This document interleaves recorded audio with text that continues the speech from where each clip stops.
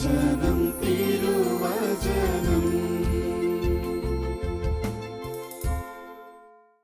ഈശോമിശിഹായ്ക്ക് സ്തുതിയായിരിക്കട്ടെ. നമുക്കൊരു നിമിഷം പ്രാർത്ഥിക്കാം. പിതാവായ ദൈവമേ, അങ്ങയുടെ അനാദിയിലെ പദ്ധതിയുടെ ഭാഗമായ ഒരു രക്ഷയുടെ അനുഭവത്തിലേക്ക് ഞങ്ങൾ കടന്നു വരുവാനായിട്ട് കർത്താവേ, നീ ഞങ്ങളെ സഹായിക്കണമേ. പരിശുദ്ധ അമ്മേ, ദൈവമാതാവേ, നിൻ്റെ പുത്രനിലൂടെ വെളിപ്പെട്ട ആ രക്ഷയുടെ മഹാത്മ്യം തിരിച്ചറിയാനും ആ രക്ഷ അനുഭവിക്കാനും നീ ഞങ്ങൾക്ക് കൃപ വാങ്ങിത്തരാൻ നീ പ്രാർത്ഥിക്കണമേ. നന്മ നിറഞ്ഞ മറിയമേ സ്വസ്തി, കർത്താവ് നിന്നോടുകൂടെ സ്ത്രീകൾ നീ അനുഗ്രഹിക്കപ്പെട്ടവളാവുന്നു.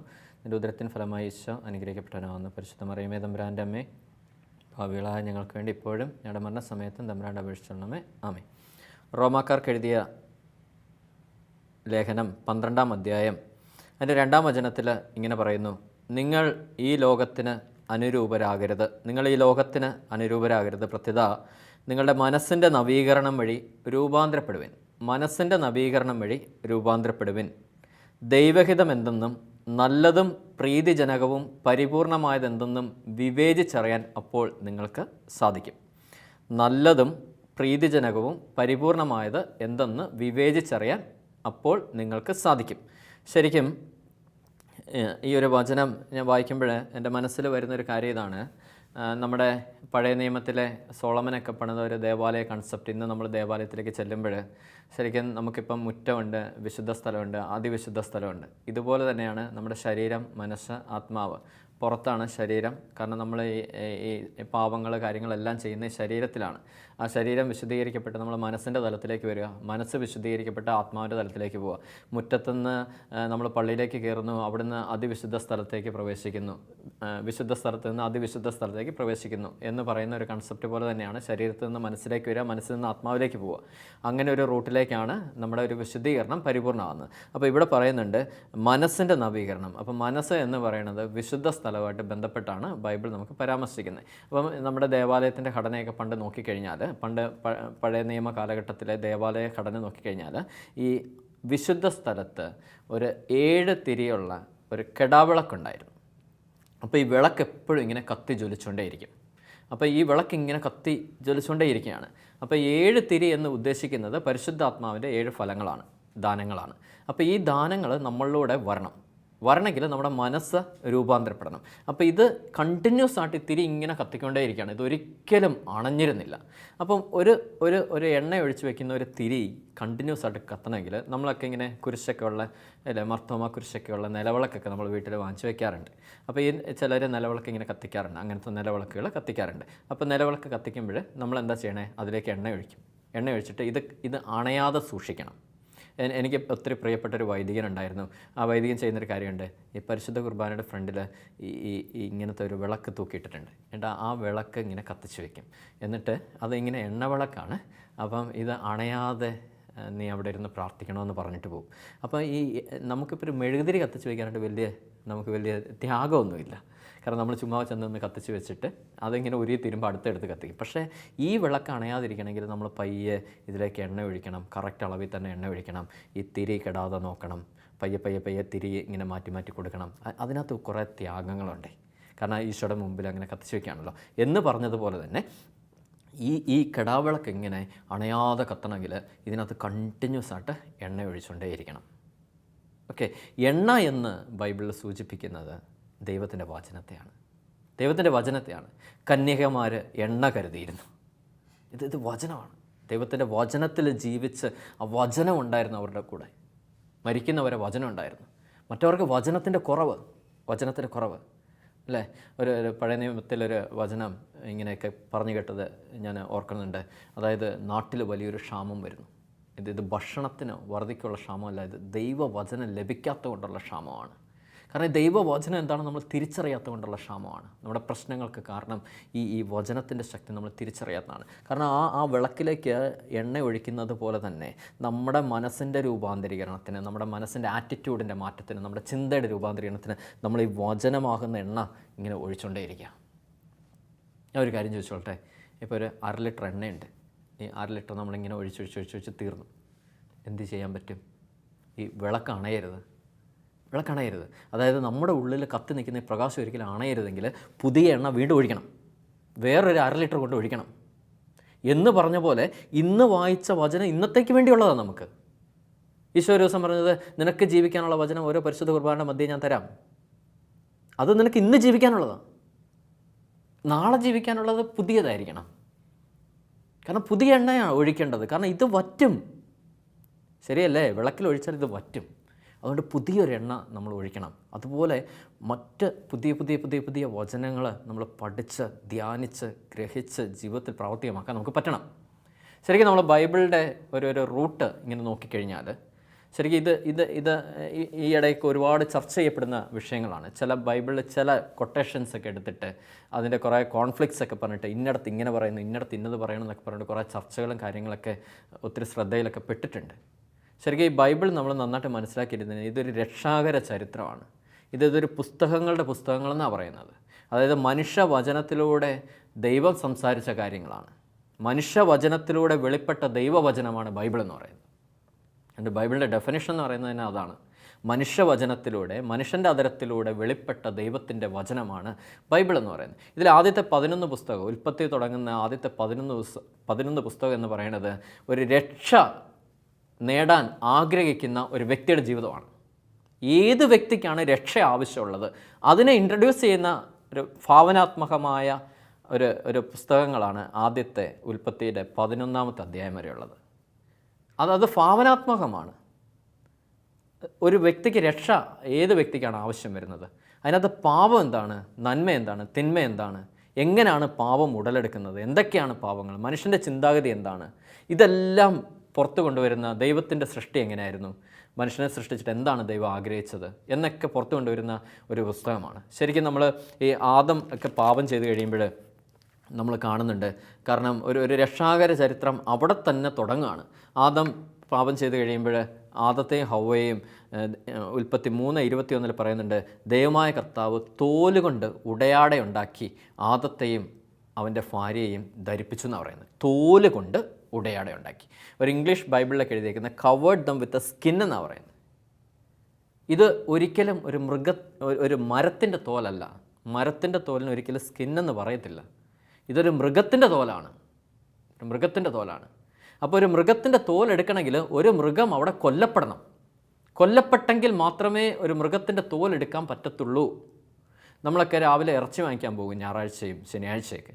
അപ്പം ഈ കടയിൽ ചെന്ന് കഴിയുമ്പോൾ ഞാൻ വെളുപ്പം കാലത്തൊക്കെ ചിലപ്പം പോകാറുണ്ട്, 3 മണിക്കൊക്കെ. അപ്പോൾ ഫ്രഷായിട്ട് കട്ട് ചെയ്ത ഉടനെ നമുക്ക് വാങ്ങിക്കാൻ പറ്റും. അപ്പോൾ അങ്ങനെ നമ്മൾ ചിലപ്പം പോകുമ്പോൾ ഈ മൃഗത്തെയൊക്കെ ഇങ്ങനെ കൊന്നിട്ട് ഇവർ തോല് വലിച്ച് പറിച്ചെടുക്കുന്ന കാണാം. അപ്പോൾ ഇതിൻ്റെ കഴുത്ത് വെട്ടി കൊന്നു കഴിഞ്ഞിട്ട് തോല് വലിച്ച് പറിച്ചെടുക്കും. ഇതിൻ്റെ രക്തത്തോടു കൂടിയാണ് പറഞ്ഞു വരുന്നത് തോല്. അങ്ങനത്തെ ഒരു തോല് കൊണ്ടാണ് ഇവരെ പൊതിയുക ചെയ്തത്, കവർ ചെയ്യുക ചെയ്തത്. കംപ്ലീറ്റ് ഇവരെ ആ തോല് കൊണ്ട് അങ്ങോട്ട് പൊതിഞ്ഞു. എന്ന് വെച്ചാൽ ദൈവപിതാവ് ചെയ്ത കാര്യം, ഇവർ ചെയ്ത പാപത്തിന് വേണ്ടി ദൈവം ഒരു മൃഗത്തെ അവിടെ ബലി കൊടുത്തു. എന്നിട്ട് ആ ബലിയുടെ രക്തം കൊണ്ട്, ആ രക്തം പതിഞ്ഞിരുന്ന ആ തോല് കൊണ്ട് ഇവരെ പൊതിഞ്ഞു. അതങ്ങനെ ചെയ്യാൻ കാരണം കർത്താവിൻ്റെ മനസ്സിൽ വെളിപാടിലൊക്കെ ഇങ്ങനെ വായിക്കുന്നില്ലേ, 1000 വർഷം ഒരു ദിവസം പോലെ. ഒരു 4-5 ദിവസം കഴിയുമ്പോഴേ എൻ്റെ പുത്രൻ ഈ ഭൂമിയിൽ വരും. ആ പുത്രൻ കുരിശിൽ രക്തം ചിന്തും. അവിടെ ഒരു രക്ഷാകര പദ്ധതി തുടക്കം കുറിക്കുക കർത്താവ്. എന്നിട്ട് ആ രക്തം കൊണ്ട് നമ്മൾ പൊതിയപ്പെടണം. എങ്കിൽ മാത്രമേ ഈ പാപത്തിന് ഒരു പരിപൂർണ മോചനം കിട്ടത്തുള്ളൂ, ഒരു പരിപൂർണ പരിഹാരം ഉണ്ടാകത്തുള്ളൂ. അതിൻ്റെ ഒരു നിഴൽ ഉൽപ്പത്തി തന്നെ കർത്താവ് തുടങ്ങുക.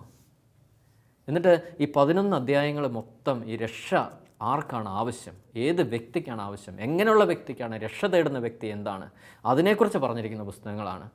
ഉൽപ്പത്തി 12-ാം അധ്യായം തുടങ്ങി അബ്രാഹത്തിൻ്റെ ചരിത്രം തുടങ്ങുന്നത് അവിടെ തൊട്ടാണ് ശരിക്കും ഒരു ഹിസ്റ്റോറിക് ആയിട്ടുള്ള കാര്യങ്ങൾ തുടങ്ങുന്നത്. അത് ഒരു രക്ഷകനെ അവതരിപ്പിക്കുന്ന പുസ്തകങ്ങളാണ്. അത് യോഹന്നാൻ്റെ സുവിശേഷം അവസാനം വരെയുള്ള ഭാഗങ്ങൾ. ഉൽപ്പത്തി 12 മുതൽ എനിക്ക് എൻ്റെ പരിമിതമായ അറിവിൽ എനിക്ക് മനസ്സിലായ കാര്യമാണ്, ഉൽപ്പത്തി 12 മുതൽ ഈ യോഹന്നാൻ അവസാനം വരെ ഈ രക്ഷകനെ ഇൻട്രൊഡ്യൂസ് ചെയ്യുന്ന, അല്ലെ രക്ഷകൻ എന്താണ് എന്ന് പഠിപ്പിക്കുന്ന അല്ലെങ്കിൽ രക്ഷകൻ എന്താണ് എന്ന് നമുക്ക് മനസ്സിലാക്കി തരുന്ന മെസ്സേജാണ് ആ ചാപ്റ്ററുകളിലൂടെയൊക്കെ കടന്നു പോകുന്നത്. അല്ലെ പഴയ നിയമത്തിലൊക്കെ നോക്കി മോശയൊക്കെ യേശുവിൻ്റെ നിഴലായിരുന്നു എന്നാണ് പറയുന്നത്. മോശ സംഖ്യയുടെ പുസ്തകത്തിലൊക്കെ പറയുന്നുണ്ട്, വിഷദംശനമേറ്റപ്പോൾ ഈ പിത്തളപ്പാമ്പിനെ ഉയർത്തിപ്പിടിച്ചു. അതിനെ കണ്ടവരൊക്കെ ജീവനിലേക്ക് പ്രവേശിച്ചു. ആ പിത്തളപ്പാമ്പിനെ ഉയർത്തിപ്പിടിച്ചത് കുരിശിൽ കിടക്കുന്ന യേശുവിൻ്റെ നിഴലാണ്. സങ്കീർത്തനം 91 വായിക്കുന്നുണ്ട്, എൻ്റെ രക്ഷ ഞാൻ സകലർക്കും കാണിച്ചു കൊടുക്കും. ആ ഉൾക്കണ്ണുകൊണ്ട് ആ രക്ഷ കാണുന്നവർ രക്ഷപ്പെടും.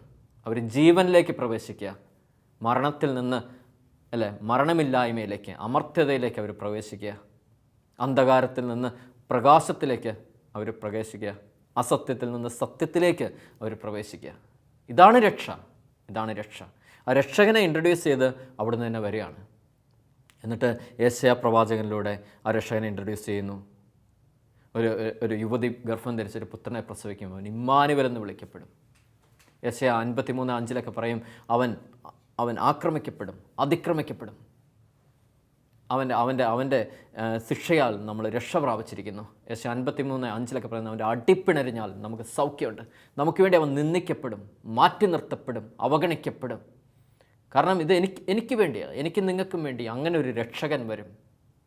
അങ്ങനെ ഒരു രക്ഷകനാണ് പരിശുദ്ധ കന്യാമറിയത്തിലൂടെ യേശുവായിട്ട് ജനിച്ച് ഭൂമിയിലേക്ക് വന്നത്. കാരണം അന്നത്തെ ഒരു യഹൂദമത ഒരു കൺസെപ്റ്റിനെയൊക്കെ തകിടം മറിച്ചുകൊണ്ടാണ് ഇങ്ങനെ ഒരു രക്ഷകൻ വരുന്നത്. കാരണം അന്നത്തെ ഒരു കൺസെപ്റ്റ് അനുസരിച്ച് ഒരു ലോകത്തെ മൊത്തം ഇങ്ങനെ ആട്ടി ഭരിക്കുന്ന ഒരു രാജാവായിട്ട് വരുന്ന ഇത് മാറിയിട്ട് നമ്മുടെ ഉള്ളിലേക്ക് കയറി വരുന്ന ഒരു കർത്താവിനെ ഇൻട്രൊഡ്യൂസ് ചെയ്യുക. കാരണം അന്ന് വരെ കാണാത്ത രീതി, അന്ന് വരെ കാണാത്ത ചിന്തകളിലേക്ക് കർത്താവ് നമ്മളെ കൂട്ടിക്കൊണ്ടു പോവുക. അതിൻ്റെ തുടക്കം തന്നെ സ്നാപകയോഹന്നാൻ ഈ ജ്ഞാനസ്നാനം നൽകിക്കൊണ്ടാണല്ലോ. ജോർദാൻ നദിയിൽ ജ്ഞാനസ്നാനം നൽകി. നമ്മളും ഈ ജ്ഞാനസ്നാനം സ്വീകരിച്ച് സഭയിൽ ചേർന്നവരാണല്ലോ നമ്മൾ ഓരോരുത്തരും. ക്രിസ്തീയ വിശ്വാസം ഏറ്റെടുത്ത് വാങ്ങിച്ചവരാണല്ലോ. ആ വാക്കിനെ നിങ്ങളൊന്ന് സ്പ്ലിറ്റ് ചെയ്തേ. ജ്ഞാനം പ്ലസ് സ്നാനം. ഇത് ജ്ഞാനം കൊണ്ടുള്ള സ്നാനമാണ്. ഇത് വെറുതെ കുറച്ച് മാമോദിസ വെള്ളം തലയിൽ വീണതല്ല. ഇത് ദൈവജ്ഞാനം കൊണ്ടാണ് നമ്മളെ സ്നാനപ്പെടുത്തിയിരിക്കുന്നത്. ആ ജ്ഞാനം എന്ന് പറയുന്നത് തിരിച്ചറിവാണ്. സോളമൻ പ്രാർത്ഥിക്കുന്നത്, കർത്താവേ, ഈ ജനത്തെ ഭരിക്കാൻ തക്കവണ്ണം നന്മ തിന്മകളെ തിരിച്ചറിയുന്ന ദൈവിക ജ്ഞാനം എനിക്ക് തരണമേ. കാരണം ദൈവം പറയുന്നുണ്ട്, നീ ചോദിച്ചത് ഏറ്റവും വലിയ ഗിഫ്റ്റാണ്, നിനക്ക് സകലതും കൂട്ടിച്ചേർത്ത് തരും. ഈ ഒരു ജ്ഞാനമാണ് നമുക്ക് വേണ്ടത്. ഈ ജ്ഞാനത്താല സ്നാനപ്പെട്ടിരിക്കുന്ന ഞാനൊക്കെ മാമോദിസ സ്വീകരിക്കുന്നത് 2010 വേറൊരു വിശ്വാസത്തിൽ നിന്ന് ക്രിസ്തീയ വിശ്വാസം സ്വീകരിച്ചു വന്നൊരു വ്യക്തിയാണ്. കത്തോലിക്ക സഭയിലെ മാമോദിസ സ്വീകരിച്ചൊരു വ്യക്തിയാണ്. ശരിക്കും എനിക്ക് ഈ റീസെൻ്റായിട്ടാണ് ഞാൻ ഇതിനെക്കുറിച്ചൊക്കെ ചിന്തിക്കുന്നത്. ശരിക്കും ജ്ഞാനം കൊണ്ടാണല്ലോ എൻ്റെ പൊന്നു കർത്താവേ നീ എന്നെ സ്നാനപ്പെടുത്തിയിരിക്കുന്നത്. അതുകൊണ്ടാണ് പത്രോസ് പറയുന്നത്, ഈ അന്ത്യത്താഴ സമയത്ത് യേശു കാല് കഴിയുമ്പോൾ പത്രോസ് തടയുന്നുണ്ട്, വേണ്ട കർത്താവേ. അപ്പോൾ ഈശോ പറയുന്നുണ്ട്, ഞാൻ നിന്നെ കഴുകുന്നില്ലെങ്കിൽ നീ എൻ്റെ കൂടെ പങ്കാളിയല്ല. അപ്പോൾ പത്രോസിനൊരു തിരിച്ചറിവ് കിട്ടുവാണ്, എൻ്റെ പാദത്തിലല്ല പ്രശ്നം, എൻ്റെ പാദത്തിലല്ല, എൻ്റെ തലയിലാണ് പ്രശ്നം, എൻ്റെ ചിന്താഗതിക്കാണ് പ്രശ്നം. അതുകൊണ്ടാണ് പത്രോസ് പറയുന്നത്, എൻ്റെ പൊന്നു കർത്താവേ നീ അങ്ങനെയാണ് എന്നെ ഒന്ന് കുളിപ്പിച്ചെടുക്കുക. കാരണം ആ കുളിയ ആവശ്യം, ചിന്താഗതിക്കാണ് പ്രശ്നം. കാരണം പുതിയ നിയമത്തിലേക്ക് വരുമ്പോൾ കർത്താവ് കംപ്ലീറ്റ് ചിന്തയിലേക്കാണല്ലോ കയറുന്നത്, മൊത്തം ചിന്തയിലേക്കില്ല. സഹോദരനെ ബോഷ എന്ന് നീ ചിന്തിച്ചാൽ നീ അവനെ കൊന്നെന്നാണ് പറയും. അല്ല, ആസക്തിയോട് കൂടി ഒരാളെ നോക്കി കഴിഞ്ഞാൽ വ്യഭിചാരം ചെയ്തെന്നാണ് പറയുന്നത്. കാരണം ഇത് കംപ്ലീറ്റ് ചിന്തയാണ്. ഈ ചിന്തയെ വിശുദ്ധീകരിക്കാൻ വേണ്ടിയാണ് ഈ ജ്ഞാനം കൊണ്ട് നമ്മളെ സ്നാനപ്പെടുത്തുന്നത്. അതിനാണ് സ്നാപകയോഹന്നാൻ വിളിച്ചു പറഞ്ഞു, ആണലി സന്തതികളെ, കോടാലി വയ്ക്കപ്പെട്ടിരിക്കുന്ന ഓരോ വൃക്ഷത്തിനും ഗോതമ്പ് വേറെ പതിര് വേറെയാക്കി മാറ്റും കർത്താവ്, വീശുമുറ അവൻ്റെ കയ്യിലുണ്ടെന്നാണ് പറയുന്നത്. കാരണം ഈ ഒരു ജ്ഞാനം ഏറ്റവരല്ലേ നമ്മൾ, ആ ഒരു രക്ഷ നമുക്ക് അനുഭവിക്കണ്ടേ.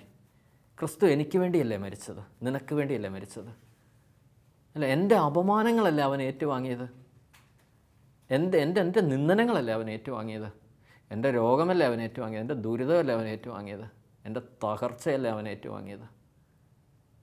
കാരണം എന്ത് വലിയ സ്നേഹമാണ് അത്, നിങ്ങളൊന്ന് ചിന്തിച്ച് നോക്കിയേ. നമ്മളിന്ന് ഒരാളോട് ഒരു 10,000 രൂപ ഒന്ന് സഹായിക്കാമോ എന്ന് ചോദിച്ചു കഴിഞ്ഞാൽ ആ വ്യക്തി എന്താ പറയുന്നത്, അല്ലേ? നമുക്ക് എന്ത് ബുദ്ധിമുട്ടാണ് നമ്മൾ സഹിക്കുന്നത്. ചിലപ്പം ചില വ്യക്തികളിൽ നിന്നൊക്കെ ഒരു സഹായം അഭ്യർത്ഥിക്കുമ്പോൾ പോലും ഞാൻ പലപ്പോഴും ചിന്തിച്ചിട്ടുണ്ട്, എൻ്റെ പൊന്നു കർത്താവ്. ഒരു ദിവസം ഞാനിങ്ങനെ ചിന്തിക്കുകയാണ്, ഞാനിങ്ങനെ ഈ രക്ഷ ഇതിൻ്റെ ഒരു മാനസിക അവസ്ഥ ഇതാണ്. ഞാനിങ്ങനെ ചിന്തിക്കുകയാണ്, ഞാനിപ്പോൾ ഒരാളെ കൊന്നെന്നിരിക്കട്ടെ, ഞാനിപ്പോൾ കത്തിയെടുത്ത് ഒരാളെ കുത്തിക്കൊന്നു കഴിഞ്ഞപ്പോൾ ചിലപ്പോൾ അറിയാതെ പറ്റിയതായിരിക്കും, അറിഞ്ഞുകൊണ്ട് പറ്റിയതായിരിക്കും. അപ്പം ഞാനിങ്ങനെ അസ്യൂം ചെയ്യുകയാണ്, ഇങ്ങനെ വന്ന് പോലീസ് എന്നെ അറസ്റ്റ് ചെയ്യും, കോടതി വിധിക്കും, ചിലപ്പോൾ മരണശിക്ഷയ്ക്ക് വരെ വിധിക്കപ്പെടും. അങ്ങനെ ഞാനിങ്ങനെ പേടിച്ച് അരണ്ടിരിക്കുമ്പോൾ ഒരുത്തൻ വന്നിട്ട് എന്നോട് പറയാണ്, എൻ്റെ കുഞ്ഞെ നീ ഒട്ടും പേടിക്കണ്ട, ആ കത്തി ഇങ്ങോട്ട് തന്നേക്ക്, ഞാൻ ഏറ്റോളാം, എന്നിട്ട് നിൻ്റെ ആ ഫിംഗർ പ്രിൻ്റൊക്കെ നീ ഒന്ന് തുടച്ച് മാറ്റിക്കേ, എല്ലാം മാറ്റിയിട്ട് നീ എൻ്റെ കയ്യിലോട്ട് അതങ്ങ് വയ്ക്കുക, അത് ഞാൻ ഏറ്റോളാം, നിനക്ക് വേണ്ടി ഞാൻ സഹിച്ചോളാം, നീ വീട്ടിലേക്ക് മടങ്ങിക്കോ, ഈ കുഞ്ഞുങ്ങൾ ഭാര്യയൊക്കെ ഉണ്ടല്ലോ നിനക്ക് വേണ്ടി ഞാനത് ഏറ്റോളാം എന്ന് ഒരാൾ വന്ന് നമ്മുടെ കയ്യിൽ നിന്ന് ഏറ്റുവാങ്ങി പോയി കഴിഞ്ഞാൽ നമുക്ക് കിട്ടുന്ന ഒരു സന്തോഷം എന്ന് പറയുന്നത് നമുക്ക് വിവരിക്കാൻ പറ്റുമോ? That's A real freedom. അതാണ് യഥാർത്ഥ സ്വാതന്ത്ര്യം എന്ന് പറയുന്നത്. അടിമത്തത്തിൽ നിന്ന് അല്ലേ, ഭാരം ചുമക്കുന്നവരും അധ്വാനിക്കുന്നവരും, മത്തായി 11:28 അധ്വാനിക്കുന്ന ഭാരം നിങ്ങൾ എൻ്റെ അടുക്കൽ വരുവിൻ, ഞാൻ നിങ്ങളെ ആശ്വസിപ്പിക്കാം. എൻ്റെയൊക്കെ ജീവിതത്തിൽ ആദ്യം ദൈവം കാണിച്ചു തന്ന വചനം അതാണ്. ഞാൻ വന്നിരിക്കുന്നത് പാപികളെ തേടിയാണ്, അല്ലേ, പാപികളെ തേടിയാണ്. രോഗികൾക്കാണ് വൈദ്യനെ കൊണ്ട് ആവശ്യം. രോഗികളെ തേടിയാണ് ഞാൻ വന്നിരിക്കുന്നത്. കാരണം ആ ഒരു റിലീഫ് ഉണ്ടല്ലോ നമുക്ക് കിട്ടുന്നത്. ആ ഒരു റിലീഫ് ഒരു വല്ലാത്ത റിലീഫല്ലേ. ഇതാണ് യഥാർത്ഥ സ്വാതന്ത്ര്യം എന്ന് പറയുന്നത്. അടിച്ചമർത്തപ്പെട്ടവർക്ക് സ്വാതന്ത്ര്യവും പ്രഖ്യാപിക്കാനാണ് ഞാൻ വന്നിരിക്കുന്നത് എന്ന് കർത്താവ് പറയുന്നതിൻ്റെ ഒരു രക്ഷയുടെ ഒരു പൂർണ്ണതയിലേക്ക് വരുന്ന അവിടെയാണല്ലോ. അങ്ങനെ വരുന്ന ഒരു പൊന്നുതമ്പുരാൻ, നമുക്ക് വേണ്ടി മരിച്ചൊരു പൊന്നുതമ്പുരാൻ, അതിനെ ഇൻട്രൊഡ്യൂസ് ചെയ്യുന്നതാണ് ഈ ഉൽപ്പത്തി 12 മുതൽ യോഹന്നാൻ്റെ സുവിശേഷം അവസാനത്തെ വചനം വരെ. ഇനി അപ്പസ്തോല പ്രവർത്തനം 1 തുടങ്ങി വെളിപാട് അവസാനം വരെ രക്ഷ അനുഭവിച്ച ഒരുത്തൻ്റെ ജീവിതമാണ്. രക്ഷ അനുഭവിച്ച ഒരുത്തൻ്റെ ജീവിതം. ഉൽപ്പത്തി 1:1 തുടങ്ങുന്നു, ദൈവം ആകാശവും ഭൂമിയും സൃഷ്ടിച്ചു. വെളിപാട് തീർക്കുന്നത് ഇങ്ങനെയാണ്, പുതിയൊരു ആകാശവും ഭൂമിയും ദൈവം സൃഷ്ടിക്കുന്നു. അത് രക്ഷ അനുഭവിച്ചൊരുത്തിന് വേണ്ടിയാണ്. രക്ഷ അനുഭവിച്ചൊരുത്തിന് വേണ്ടിയാണ്. അവൻ പിന്നെ ക്രിസ്തുവിൽ ജീവിച്ചു തുടങ്ങുക. ഈ ജ്ഞാനത്താൽ സ്നാനം കിട്ടിയ ഒരുത്തൻ ഈ ജ്ഞാനത്തിൻ്റെ ഫലങ്ങൾ പുറപ്പെടുവിക്കാൻ തുടങ്ങുക. നന്മ തിന്മ തിരിച്ചറിഞ്ഞിട്ട് നന്മ മാത്രം പുറപ്പെടുവിക്കാൻ തുടങ്ങുക. അവൻ്റെ ജീവിതം എൻറ്റയർലി മാറുക. അതാണ് പൗലോസിൻ്റെ ലേഖനങ്ങൾ മുഴുവൻ വായിച്ച് നോക്കിക്കഴിഞ്ഞാൽ പൗലോസ് അനുഭവിച്ച ഒരു ക്രിസ്തുവിനെ അങ്ങോട്ട് റിവീൽ ചെയ്ത് കാണിച്ചിരിക്കുക. കാരണം രക്ഷ നേടിയ ഒരു വ്യക്തി പഴയ ജീവിതം അല്ല. പണ്ടത്തെ പോലെ ക്രിസ്ത്യാനികളെ വാളെടുത്ത് കൊല്ലാൻ നടന്ന ഒരു പൗലോസ് അല്ല, ഒരു സാവൂൾ അല്ല. ഇതൊരു പൗലോസാണ്. പൗലോസ് രക്ഷ അനുഭവിച്ച പൗലോസ്. അതിലേക്ക് ഇങ്ങനെ മാറ്റപ്പെടുകയാണ്. കാരണം അവിടെയൊക്കെ പൗലോസ് പറയുന്നുണ്ടല്ലോ, അവിടെ വെച്ചിട്ടാണ് ഈ ഞാൻ ഓർക്കുന്നുണ്ട് ഒരു സിനിമയൊക്കെ ഉണ്ട്, Paul the apostle of Christ. അതിനകത്തൊക്കെ ഈ ആദിമ സഭയിലെ ക്രിസ്ത്യാനികളെ പിടിച്ചിട്ട് ടാറ് തേച്ച് ഈ ചാക്ക് കെട്ടിയിട്ട് ജീവനോടെ കത്തിച്ചിട്ട് വഴിവിളക്കാട്ട് നോക്കി നിൽക്കും. അങ്ങനെ 100ഓളം ജീവശവങ്ങൾ റോമൻ തെരുവിൽ ദിവസേന കത്തി എരിഞ്ഞിരുന്ന ഒരു ക്രിസ്തീയ കാലഘട്ടം ഉണ്ടായിരുന്നു, സഭയുടെ ആദിമ കാലഘട്ടം. നമുക്കൊക്കെ എന്താ ഇതൊക്കെ കണ്ടിട്ട് സഹിക്കാൻ പറ്റാത്ത പൗലോസിൻ്റെ ശിഷ്യനായ ലൂക്ക എന്ന് പറയുന്നുണ്ട്, നമുക്കും വാളെടുക്കാം. പൗലോസ് പറയുന്നുണ്ട്, അങ്ങനെയല്ല കർത്താവ് പഠിപ്പിച്ചത്. സ്നേഹം സകലതും സഹിക്കുന്നു. 1 കൊറിന്ത്യൻസ് 13 എഴുതിയത് അവിടെ വെച്ചിട്ടാണ്. സ്നേഹം സകലതും സഹിക്കുന്നു. അത് സഹിച്ചിട്ട് എഴുതിയ ഒരു വ്യക്തിയാണ്. കാരണം ക്രിസ്തുവിൻ്റെ രക്ഷ അനുഭവിച്ചൊരു വ്യക്തി സകലതും സഹിക്കും, സകലത്തെയും സ്നേഹിക്കും, സകലത്തെ അതിജീവിക്കും. അങ്ങനെ ഒരു വ്യക്തിയുടെ കാഴ്ചപ്പാട് പെർഫെക്റ്റ് ആയിരിക്കും. അതാ കർത്താവ് പറയുന്നില്ലേ, കണ്ണ് കുറ്റമറ്റതെങ്കിൽ ശരീരം മുഴുവൻ പ്രകാശിക്കും. കാഴ്ചപ്പാട് വ്യക്തമായിരിക്കും. അങ്ങനെ ഒരു വ്യക്തി നല്ല നിലപാടുള്ള വ്യക്തിയായിരിക്കും. ഈ സമൂഹത്തിലെ 95% വ്യക്തികൾക്ക് ഒരു നിലപാടുമില്ല. കാരണം എന്തെങ്കിലും ഒരു സംഭവം കേട്ടാൽ അങ്ങോട്ട് ചായ നിൽക്കും, ഇപ്പുറത്ത് വേറെ സംഭവം നിൽക്കുക ഇങ്ങോട്ട് ചായ നിൽക്കും. ഒരു 5% വ്യക്തികൾക്ക് മാത്രമേ യഥാർത്ഥത്തിൽ നല്ല വ്യക്തിപരമായ നിലപാടുള്ളൂ. അതാ ഈശോ പറഞ്ഞ അവശേഷിക്കുന്ന ഒരു ചെറിയ ഗണം ഉണ്ടാകും, അതൊരു വിശുദ്ധ ബീജമായിരിക്കും എന്നാണ് പറയുന്നത്. അവശേഷിക്കുന്ന ഒരു ചെറിയ ഗണം, നല്ല വ്യക്തിപരമായ നിലപാട് നമുക്കുണ്ടാവണം. നിലപാട് വേണ്ടവരാണ് നമ്മൾ. നല്ല ക്രിസ്തീയ നിലപാട് നമുക്കുണ്ടാവണം. സഭയെക്കുറിച്ച് നല്ല നിലപാട് നമുക്കുണ്ടാവണം. കുടുംബജീവിതത്തെക്കുറിച്ച് നല്ല നിലപാടുകൾ നമുക്ക് വേണം. മക്കളെക്കുറിച്ച് നല്ല നിലപാട് വേണം. അടുത്തൊരു തലമുറയെക്കുറിച്ച് നല്ല നിലപാടുകൾ നമുക്കുണ്ടാവണം. അത് ഈ കയ്യാലപ്പുറത്ത് തേങ്ങ പോലെ ആയിരിക്കരുത്. അങ്ങോട്ട് പറയുമ്പം അങ്ങോട്ട് ചായാനും ഇങ്ങോട്ട് പറയുമ്പോൾ ഇങ്ങോട്ട് ചായാനും ഉള്ള ഒരു വ്യക്തിത്വമാകരുത്. ആർക്കും പന്ത് തട്ടാവുന്ന ഒരു ജീവിതമാകരുത് നിൻ്റെ ജീവിതം. നിനക്ക് വ്യക്തിപരമായ, എനിക്ക് വ്യക്തിപരമായ നല്ല നിലപാടുകൾ വേണം. നമുക്ക് നല്ല ക്രിസ്തീയ നിലപാടുകൾ വേണം. അതിന് ആ രക്ഷ നമ്മൾ അനുഭവിച്ചേ പറ്റൂ. ആ രക്ഷയുടെ സന്ദേശം നമ്മൾ ഉൾക്കൊണ്ടേ പറ്റൂ. ഉൾക്കൊണ്ടിട്ട് ആ രക്ഷ അതിൻ്റെ പൂർണ്ണതയിൽ തന്നെ നമ്മൾ സഭയിൽ നിന്ന് അത് സ്വീകരിച്ചെടുക്കണം. സീറോ മലബാർ കുർബാനയുടെ ഉദ്ദാന ഗീതത്തിന് മുമ്പ് നമ്മൾ പ്രാർത്ഥിക്കുന്നുണ്ട്, കർത്താവേ, സകല നന്മകളും സൗഭാഗ്യങ്ങളും നിറഞ്ഞ് മകുടം ചൂടി നിൽക്കുന്ന സഭയിൽ നിന്നെ ഞാൻ സ്തുതിക്കുകയും മഹത്വപ്പെടുത്തുകയും ആരാധിക്കുകയും നന്ദി പറയുകയും ചെയ്യുന്നു. ഈ സകല നന്മകളും സകല സൗഭാഗ്യങ്ങളും നിറഞ്ഞ് മകുടം ചൂടി നിൽക്കുന്ന സഭയിൽ നിന്ന് നിനക്ക് ഒരു നന്മ പോലും എടുക്കാൻ പറ്റിയില്ലെങ്കിൽ നീ രക്ഷയുടെ അനുഭവത്തിലല്ല. നിനക്കതിനകത്തുനിന്ന് ഒരു നന്മ പോലും സ്വീകരിക്കാൻ പറ്റുന്നില്ലെങ്കിൽ, എനിക്കതിനകത്തുനിന്ന് ഒരു നന്മ പോലും സ്വീകരിക്കാൻ പറ്റുന്നില്ലെങ്കിൽ ഞാനും നീയും രക്ഷയുടെ അനുഭവത്തിലല്ല. ആ രക്ഷ നമ്മൾ അനുഭവിച്ചിട്ടില്ല. ആ രക്ഷയെ തിരിച്ചറിയേണ്ട ഒരു ഗ്രന്ഥമാണ്, ആ രക്ഷയെ തിരിച്ചറിയിപ്പിക്കുന്ന ഒരു ഗ്രന്ഥമാണ് വിശുദ്ധ ബൈബിൾ എന്ന് പറയുന്നത്. അതുകൊണ്ട് ഇതിനെ വെറും ഒരു ഹിസ്റ്റോറിക് ബുക്കായിട്ടൊന്നും കാണാതെ ഇതിൽ നൽകിയിരിക്കുന്ന ഒരു സന്ദേശത്തെ പൂർണ്ണമായിട്ട് നമ്മൾ ഉൾക്കൊള്ളുകയാണ് നമ്മുടെ രക്ഷയുടെ പൂർണ്ണത എന്ന് പറയുന്നത്. ആ ഒരു രക്ഷയിലേക്ക് കർത്താവ് നമ്മളെ വിളിക്കുന്നു. അതാ റോമ 12:2 പറയുന്നത്, ഈ ലോകത്തിന് നിങ്ങൾ അനുരൂപരാവരുത്, പ്രത്യുത മനസ്സിൻ്റെ നവീകരണം വഴി നിങ്ങളെ തന്നെ വിശുദ്ധീകരിക്കുവിൻ. മനസ്സിൻ്റെ നവീകരണം വഴി ജെറുസലേം ദേവാലയത്തിലൊക്കെ ആ കെടാവിളക്ക് ഒരിക്കലും കെട്ടിരുന്നില്ല. കാരണം വീണ്ടും വീണ്ടും വീണ്ടും വീണ്ടും പുതിയ എണ്ണ ഒഴിച്ചതുപോലെ ഈ വചനത്തിൻ്റെ അഭിഷേകത്താൽ വചനം വായിച്ച് വിശുദ്ധീകരിച്ച് ഈ പറഞ്ഞ ഗ്രന്ഥത്തിലൂടെ, ബൈബിൾ എന്ന് പറഞ്ഞൊരു ഗ്രന്ഥത്തിലൂടെ നമുക്ക് ആ ഇതൊരു രക്ഷയുടെ പുസ്തകമാണ്, ഇതൊരു പ്രത്യാശയുടെ പുസ്തകമാണ്, ഇതൊരു ജീവൻ്റെ പുസ്തകമാണ്, ഇതൊരു വിശുദ്ധിയുടെ പുസ്തകമാണ്. ഇത് ജീവനിലേക്ക് നയിക്കപ്പെടുന്നതാണ്, വിശുദ്ധിയിലേക്ക് നമ്മളെ കൈപിടിച്ച് നയിക്കപ്പെടുന്നതാണ്. ഇത് രക്ഷയിലേക്ക് നയിക്കപ്പെടുന്നൊരു പുസ്തകമാണ്. അതുകൊണ്ട് നമുക്ക് ആ ഒരു ദൈവവചനത്തെ തിരിച്ചറിയാം. അങ്ങനെ നമ്മുടെ ജീവിതത്തിൽ ദൈവഹിതം എന്തെന്നും നല്ലതും പ്രീതിജനകവും പരിപൂർണമായതെന്തെന്നും വിവേചിച്ചറിയാനായിട്ട് നമ്മളെ കർത്താവ് സഹായിക്കും. വചനത്തിലൂടെ സംസാരിക്കപ്പെട്ട, മനുഷ്യവചനത്തിലൂടെ സംസാരിക്കപ്പെട്ട ദൈവവചനം നമ്മളോട് പറയുന്നു, എൻ്റെ കുഞ്ഞെ, നീ ആ രക്ഷ പൂർണ്ണമായിട്ടൊന്ന് മനസ്സിലാക്കിക്കേ, രക്ഷയുടെ അനുഭവത്തിലേക്ക് വാ. കാരണം നീ രക്ഷപ്പെടണം, അതിനു വേണ്ടിയാണ് ഞാൻ കുരിശിൽ മരിച്ചത്. ഈശോ പറയുന്നു, അതിനു വേണ്ടിയാണ് ഞാൻ കുരിശിൽ മരിച്ചത്. നീ നഷ്ടപ്പെട്ടാൽ എനിക്ക് സഹിക്കില്ല. ഈശോ പറയുക, സഹിക്കില്ല. അതുകൊണ്ട് ആ രക്ഷയുടെ അനുഭവത്തിലേക്ക് കടന്നു വരാം. പിതാവായ ദൈവത്തോട് നമുക്ക് പ്രാർത്ഥിക്കാം. കർത്താവേ, നിൻ്റെ പുത്രനിലൂടെ നീ ഒരുക്കിയിരിക്കുന്ന രക്ഷ അത് പരിപൂർണമായി അനുഭവിക്കാനായിട്ട് നീ ഞങ്ങളെ സജ്ജരാക്കണമേ. പരിശുദ്ധ അമ്മേ, ദൈവമാതാവേ, നിൻ്റെ പുത്രനിലൂടെ വെളിവാക്കപ്പെട്ട രക്ഷയുടെ അനുഭവത്തിലേക്ക് നീ ഞങ്ങളെ കൈപിടിച്ച് നടത്തണമേ. നീ കുരിശിൻ്റെ ചുവട് വരെ നടന്ന് നിൻ്റെ പുത്രനെ അനുഗമിച്ചതുപോലെ തന്നെ ഞങ്ങളെയും ആ കുരിശിൻ്റെ ചുവട്ടിലേക്ക് നീ നയിക്കണമേ. ആ രക്ഷയുടെ പൂർണ്ണത അനുഭവിക്കാൻ നീ ഒരുക്കണമേ. നന്മ നിറഞ്ഞ മറിയമേ, സ്വസ്തി, കർത്താവ് നിന്നോടുകൂടെ സ്ത്രീകൾ നീ അനുഗ്രഹിക്കപ്പെട്ടവളാവുന്നു, നിൻ്റെ ഉദരത്തിൻ ഫലമായി ഈശോ അനുഗ്രഹിക്കപ്പെട്ടവനാവുന്നു. പരിശുദ്ധ മറിയമേ, തമ്പുരാൻ്റെ അമ്മേ, പാപികളായ ഞങ്ങൾക്ക് വേണ്ടി ഇപ്പോഴും ഞങ്ങളുടെ മരണസമയത്തും തമ്പുരാൻ്റെ അപേക്ഷിച്ചുകൊള്ളണമേ. ആമേൻ. ഈശോ മിശിഹായ്ക്ക് സ്തുതിയായിരിക്കട്ടെ.